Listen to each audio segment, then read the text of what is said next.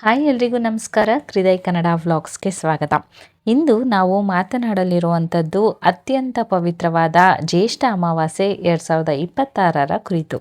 ಈ ದಿನ ಕೇವಲ ಅಮಾವಾಸ್ಯೆ ಮಾತ್ರ ಅಲ್ಲ, ಶನಿ ಜಯಂತಿ, ಶನಿ ಅಮಾವಾಸ್ಯೆ ಮತ್ತು ವಟ ಸಾವಿತ್ರಿ ವ್ರತ ಎಲ್ಲವೂ ಕೂಡ ಆಲ್ ಇನ್ ಒನ್ ಡೇ ಆಗಿರೋದ್ರಿಂದ ಇದರ ಮಹತ್ವ ಇನ್ನಷ್ಟು ಹೆಚ್ಚಾಗಿದೆ ಅಂತಲೇ ಹೇಳ್ಬೋದು.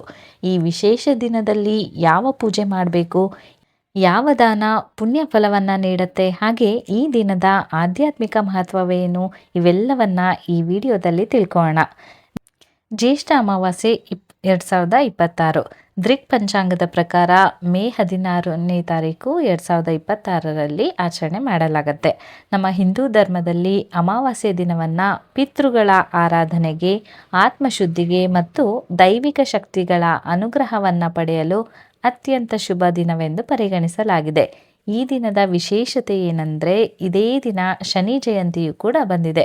ಶನಿ ದೇವರ ಜನ್ಮೋತ್ಸವವಾಗಿ ಆಚರಿಸುವ ಶನಿ ಜಯಂತಿ ಹಿಂದೂ ಧರ್ಮದಲ್ಲಿ ಅತ್ಯಂತ ಪ್ರಭಾವಶಾಲಿ ದಿನಗಳಲ್ಲಿ ಒಂದು ಅಂತಲೇ ಹೇಳ್ಬಹುದು.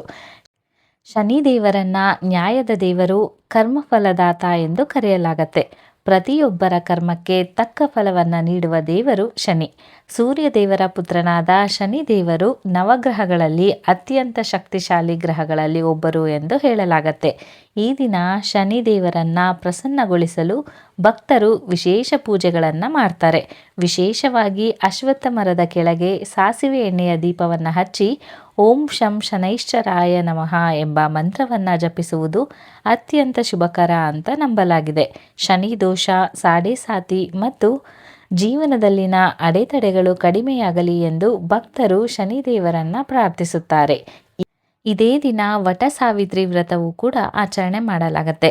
ಈ ವ್ರತವನ್ನ ವಿವಾಹಿತ ಮಹಿಳೆಯರು ತಮ್ಮ ಪತಿಯ ದೀರ್ಘಾಯುಷ್ಯ ಮತ್ತು ಸುಖ ಸಂಪತ್ತಿಗಾಗಿ ಆಚರಣೆ ಮಾಡ್ತಾರೆ.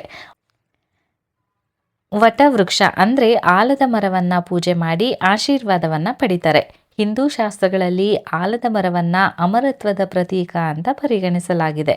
ಸಾವಿತ್ರಿ ತನ್ನ ಪತಿ ಸತ್ಯವಾನನ ಪ್ರಾಣವನ್ನ ಯಮಧರ್ಮರಾಜನಿಂದ ಮರಳಿ ಪಡೆದ ಕಥೆಯನ್ನು ಸ್ಮರಿಸಿ ಈ ವ್ರತವನ್ನ ಆಚರಿಸಲಾಗುತ್ತದೆ. ಆದ್ದರಿಂದ ಈ ದಿನ ಪತ್ನಿಯ ಭಕ್ತಿ, ನಿಷ್ಠೆ ಮತ್ತು ಪ್ರಾರ್ಥನೆಯ ಶಕ್ತಿಯನ್ನ ಪ್ರತಿಬಿಂಬಿಸುವ ಪವಿತ್ರ ದಿನವೆಂದು ಹೇಳಲಾಗುತ್ತೆ. ಈಗ ಜ್ಯೇಷ್ಠ ಅಮಾವಾಸ್ಯೆಯ ಮಹತ್ವವನ್ನು ತಿಳ್ಕೊಳ್ಳೋಣ. ಈ ದಿನವನ್ನು ಪಿತೃಗಳ ದಿನವೆಂದು ಕರೆಯಲಾಗುತ್ತೆ. ಪೂರ್ವಜರ ಆತ್ಮಶಾಂತಿಗಾಗಿ ಜನರು ತರ್ಪಣ, ಪಿಂಡದಾನ ಮತ್ತು ವಿವಿಧ ಧಾರ್ಮಿಕ ಕಾರ್ಯಗಳನ್ನು ಮಾಡ್ತಾರೆ.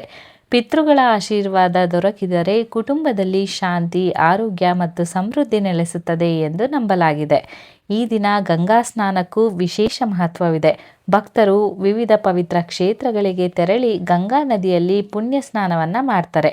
ಗಂಗಾ ಸ್ನಾನದಿಂದ ಪಾಪಗಳು ನಿವಾರಣೆಯಾಗುತ್ತವೆ ಮತ್ತು ಆತ್ಮಶುದ್ಧಿ ಲಭಿಸುತ್ತದೆ ಎಂಬ ನಂಬಿಕೆ ಇದೆ. ಇದೀಗ ಈ ದಿನದ ಪೂಜೆ ವಿಧಾನ ಮತ್ತು ಆಚರಣೆಗಳನ್ನು ನೋಡೋಣ. ಮೊದಲನೇದಾಗಿ ಬೆಳಗ್ಗೆ ಬೇಗ ಎದ್ದು ಸ್ನಾನವನ್ನು ಮಾಡಬೇಕು. ಸಾಧ್ಯ ಆದರೆ ಗಂಗಾ ಸ್ನಾನ ಅಥವಾ ತೀರ್ಥ ಸ್ನಾನ ಮಾಡೋದು ಅತ್ಯಂತ ಶುಭಕರ ಅಂತ ಪರಿಗಣಿಸಲಾಗಿದೆ. ಅನಂತರ ಸೂರ್ಯ ದೇವರಿಗೆ ಅರ್ಘ್ಯವನ್ನು ಸಮರ್ಪಿಸಬೇಕು. ಸೂರ್ಯನ ಆರಾಧನೆ ಜೀವನದಲ್ಲಿ ಶಕ್ತಿ ಮತ್ತು ಆರೋಗ್ಯವನ್ನು ನೀಡುತ್ತದೆ ಅಂತ ಹೇಳಲಾಗತ್ತೆ. ಪಿತೃಗಳ ಶಾಂತಿಗಾಗಿ ತರ್ಪಣ ಮತ್ತು ಪಿಂಡದಾನ ಮಾಡುವುದು ಈ ದಿನದ ಅತ್ಯಂತ ಪ್ರಮುಖ ಕಾರ್ಯಗಳಲ್ಲಿ ಒಂದು. ಸಾಧ್ಯವಾದರೆ ಪಂಡಿತರ ಮಾರ್ಗದರ್ಶನದಲ್ಲಿ ಈ ವಿಧಿಗಳನ್ನು ನೆರವೇರಿಸಬಹುದು. ಈ ದಿನ ದಾನ ಧರ್ಮಕ್ಕೂ ಕೂಡ ಅಪಾರ ಮಹತ್ವವಿದೆ.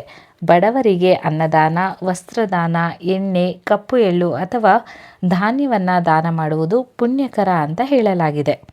ಹಾಗೆ ಭಗವದ್ಗೀತೆಯ ಪಠಣ ಮಾಡೋದ್ರಿಂದ ಪಿತೃದೋಷ ನಿವಾರಣೆಯಾಗುತ್ತದೆ ಎಂಬ ನಂಬಿಕೆಯೂ ಸಹ ಇದೆ.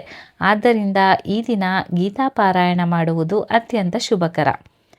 ಜ್ಯೇಷ್ಠ ಅಮಾವಾಸ್ಯೆ ಕೇವಲ ಒಂದು ತಿಥಿಯಲ್ಲ, ಇದು ಪಿತೃಗಳ ಸ್ಮರಣೆ, ಶನಿದೇವರ ಕೃಪೆ ಹಾಗೆ ಕುಟುಂಬದ ಮಂಗಳಕ್ಕಾಗಿ ಆಚರಿಸುವ ಅತ್ಯಂತ ಪವಿತ್ರ ದಿನ.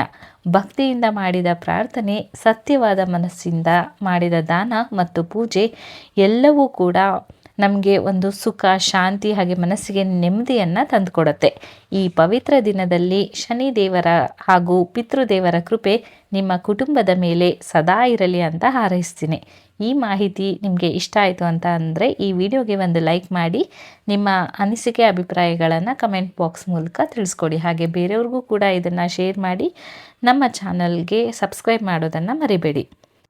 ನಾನು ಮತ್ತೆ ಮುಂದಿನ ವಿಡಿಯೋದಲ್ಲಿ ಹೊಸ ಮಾಹಿತಿಯನ್ನು ನಿಮ್ಮ ಮುಂದೆ ತರ್ತೀನಿ ಅಂತ ಹೇಳ್ತಾ ಈ ವಿಡಿಯೋವನ್ನು ಮುಗಿಸ್ತಾ ಇದ್ದೀನಿ. ಎಲ್ಲರಿಗೂ ಕೂಡ ನನ್ನ ನಮಸ್ಕಾರಗಳು. ಹರೇ ಕೃಷ್ಣ.